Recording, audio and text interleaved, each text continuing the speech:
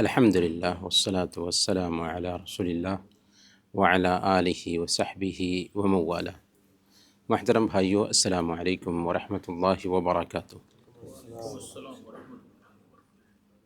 اس دنیا میں انسان کو دیکھنے کا نظریہ یہ بنتا ہے کہ کون پیسہ والا ہے، کون عہدے والا ہے، کون کتنا اختیار رکھتا ہے اور کون کتنا مقام اور مرتبہ رکھتا ہے، اور اسی معیار پر ہم اور آپ لوگوں کو جانچنے اور تولنے کی کوشش کرتے ہیں۔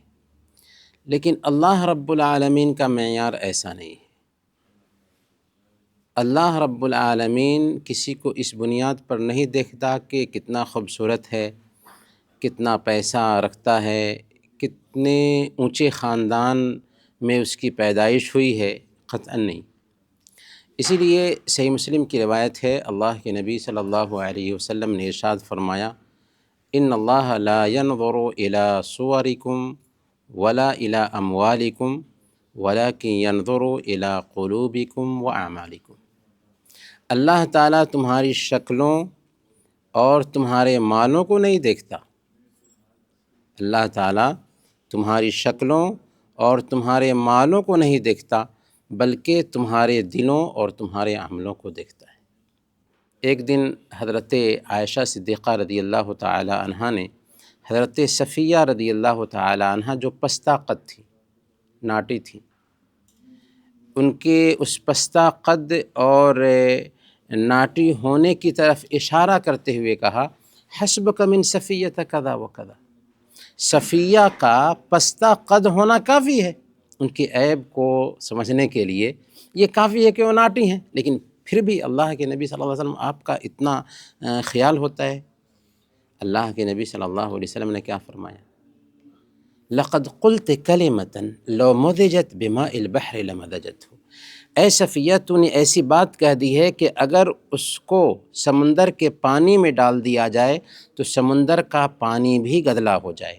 تو کوئی ناٹی ہے، کوئی لمبا ہے، کوئی پیسے والا ہے، کوئی اونچے خاندان کا مالک ہے، اس سے کوئی مطلب نہیں ہے اللہ کی نظر میں۔ اور پیسے ہی کو دیکھیے، اگر پیسے ہی کا اعتبار ہوتا تو عبداللہ بن جدعان جو زمانے جاہلیت میں بہت بڑا سخی تھا اور اتنی سخاوت کیا کرتا تھا کہ اس کا ہر روز جو دیگ پکتا تھا اس سے اونٹ پر چڑھ کر کے کھانا نکالا جاتا تھا اور غریبوں میں تقسیم کیا جاتا تھا، لیکن اس کے مرنے کے بعد اللہ کے نبی صلی اللہ علیہ وسلم سے ماں عائشہ صدیقہ رضی اللہ تعالی عنہا نے پوچھا کہ عبداللہ بن جدعان کی یہ جو نیکی تھی کچھ کام آئے گی؟ آپ نے فرمایا لا ينفع، کچھ بھی کام نہیں آنے والا ہے وہ سارا کا سارا نیک عمل، کیونکہ اس نے کبھی بھی یہ نہیں کہا تھا کہ اللہ کل قیامت کے دن میرے گناہوں کو معاف فرمانا۔ تو گویا کہ ایمان پر اگر کسی انسان کی موت نہیں ہوئی ہے اور دنیا میں کتنا ہی ویلفیئر کا کام کیوں نہ کرتا رہا ہو، اللہ کی نظر میں اس کی کوئی اہمیت نہیں ہے۔ اسی لیے قارون کو اتنا مال رکھنے کے باوجود اس کے مال سمیت زمین میں دھسا دیا جاتا ہے، کیونکہ وہ اپنے مال پہ اترانے لگا تھا۔ وہ یہ سمجھنے لگا تھا کہ اللہ تعالیٰ نے مجھے میری صلاحیت کے بلبوتے پر یہ مال دیا ہے۔ معیار کیا ہے اللہ تعالیٰ کا؟ اللہ نے فرمایا وَلَكِنْ يَنْظُرُ إِلَىٰ قُلُوبِكُمْ وَأَعْمَالِكُمْ۔ اللہ تعالیٰ تمہارے دلوں کو دیکھتا ہے، تمہارے دلوں میں کیا تقویٰ ہے، کیا اللہ کا ڈر ہے، کس حد تک اخلاص ہے، کس حد تک للہیت ہے، کس حد تک تم اللہ رب العالمین کے اخلاص کو ملحوظ رکھتے ہوئے کوئی کام کر رہے ہو، اسے دیکھتا ہے۔ گویا کہ اصل معیار یہ ہے اللہ تعالیٰ کے پاس کہ کون کتنا مخلص ہے۔ تو اصل میں اللہ تعالیٰ دیکھنا یہ چاہتا ہے کہ کس کے اندر کتنا اللہ کا ڈر ہے، کتنا اخلاص ہے، اور اگر صحیح نیت ہوتی ہے، اخلاص ہوتا ہے، تو اللہ رب العالمین کیا کرتا ہے کہ اس اخلاص کی وجہ سے، اس صحیح نیت کی وجہ سے کبھی کبھار ایک انسان وہ عمل بھی نہیں کرتا، پھر بھی اس کو ثواب دے دیتا ہے، صرف نیت کی بنیاد پر، اخلاص کی بنیاد پر۔ اللہ کے نبی صلی اللہ علیہ وسلم نے ایک مرتبہ بیان فرمایا تھا، ان بالمدینۃ لرجالا ما سرتم مسیرا ولا قطعتم واد الا كانوا معكم حبسهم العذر، کہ مدینہ میں کچھ ایسے لوگ بیٹھے ہوئے ہیں کہ تم جس وادی کو بھی طے کیے، جس راستے کو بھی پار کیے، وہ تمہارے ساتھ تھے۔ کیسے تمہارے ساتھ تھے؟ اس لیے کہ عذر نے ان کو روک رکھا تھا۔ تو گویا کہ اگر ہمارا اخلاص صحیح ہوتا ہے، ہماری نیت اچھی ہوتی ہے، ہمارے دل کی کیفیت اچھی ہوتی ہے، تو کبھی کبھار عمل نہ کرتے ہیں، پھر بھی اللہ تعالی ہم کو اجر اور ثواب دیتا ہے۔ لیکن کیا دل کے صحیح ہونے کا مطلب یہ ہے کہ ایک آدمی یہ سوچے کہ ہمارا دل صحیح ہے، ہمارے دل میں ایمان ہے اور بس؟ نہیں، اللہ تعالیٰ نے معیار رکھا ہے کہ اگر دل صحیح ہے تو دل پر جو کیفیت طاری ہوتی ہے اس کا اثر اعضاء و جوارح پر پڑنا چاہیے۔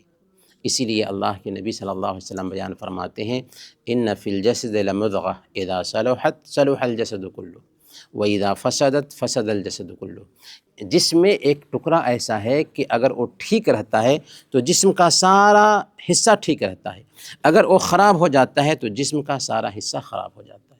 گویا کہ دل ٹھیک رہا تو اعضاء و جوارح کی کارکردگی ٹھیک رہتی ہے، اگر دل ٹھیک نہیں رہا تو اعضاء و جوارح کی کارکردگی ٹھیک نہیں ہوتی۔ اسی لیے اگر کوئی آدمی یہ بولتا ہے کہ تقویٰ تو دل میں ہے، تقویٰ تو دل میں، ہاں تقویٰ دل میں ہے، لیکن اس تقویٰ کا اثر ظاہر ہونا چاہیے، تبھی واقعی دل میں تقویٰ ہے۔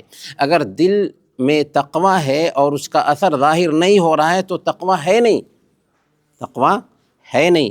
تو گویا کہ اللہ کے نبی صلی اللہ علیہ وسلم نے اس حدیث میں ہمیں یہی سمجھایا کہ اللہ تعالیٰ کسی انسان کی شکل کو نہیں دیکھتا، کسی انسان کے مال کو نہیں دیکھتا، بلکہ اس کے اخلاص کو دیکھتا ہے، اس کے دل کو دیکھتا ہے، اور پھر اس کے عمل کو دیکھتا ہے۔ گویا کہ دل اگر اچھا ہوگا تو عمل اچھا ہوگا، دل اگر صحیح نہیں ہے تو عمل بھی صحیح نہیں ہے۔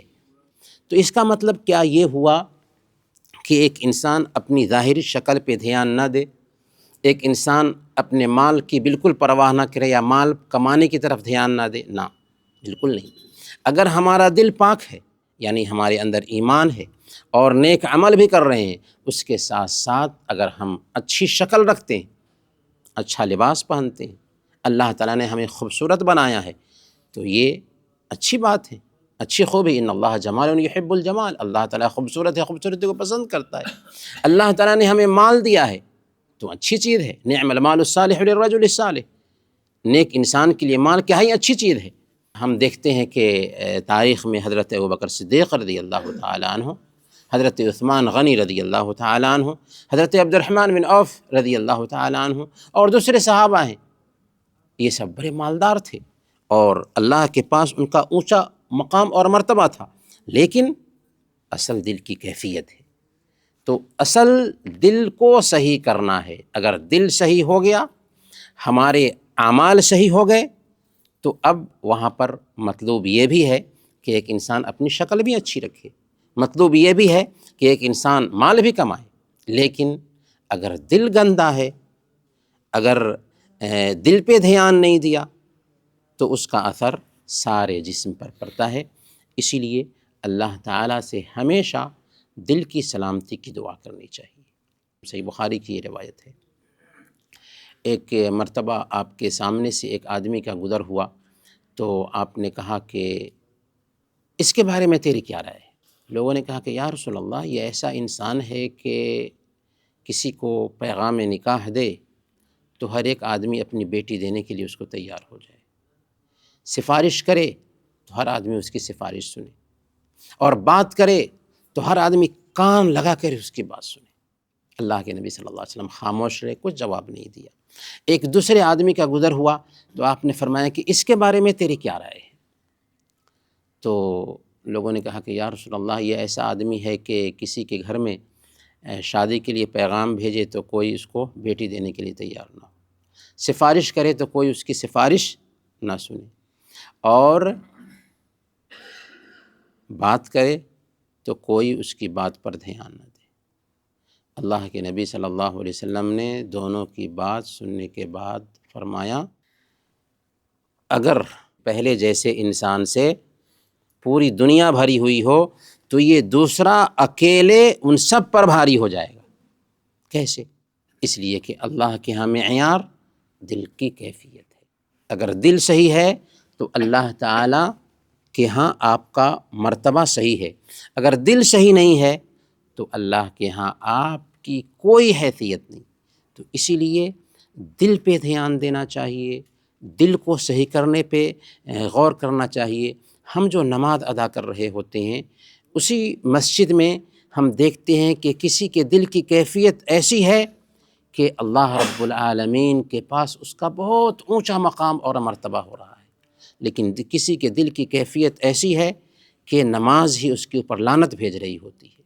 تو دل کی کیفیت جب صحیح ہوگی تو عبادتوں میں بھی لذت ملے گی، دل کی کیفیت صحیح ہوگی تو ہمارے عمل کی کارکردگی بھی صحیح ہوگی، لیکن دل صحیح نہیں ہوگا تو ہمارا عمل بھی صحیح نہیں ہوگا، اور پھر اس کا نتیجہ یہ ہوتا ہے کہ ہماری زندگی کے سارے حرکات و سکنات متاثر ہوتے ہیں۔